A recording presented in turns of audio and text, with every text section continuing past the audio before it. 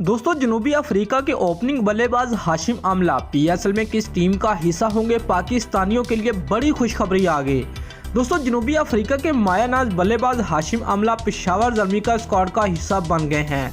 समाजी राब्ते की website Twitter पर ऐलान करते हुए पेशावर ज़ल्मी के चेयरमैन जावेद अफरीदी ने कहा कि वो दिल की गहराइयों से लेजेंड खिलाड़ी हाशिम आमला को बतौर सीनियर बैट्समैन खुश आमदीद कहते हैं।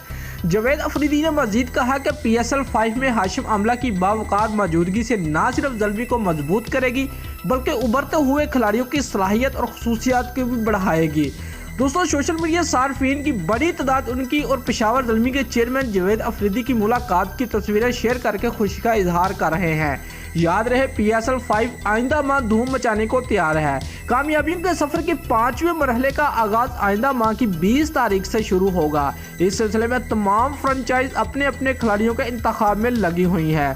सोशल मीडिया सार्फिन की बड़ी तादाद इस फैसले पर अपनी खुशी का इजहार कर रही है और आमला को खुशामदीद कहा जा रहा है। दोस्तों, अगर आपको हमारी ये वीडियो पसंद आई है तो लाइक और कमेंट जरूर करें और हमारे चैनल को सब्सक्राइब करना मत भूलिए। शुक्रिया।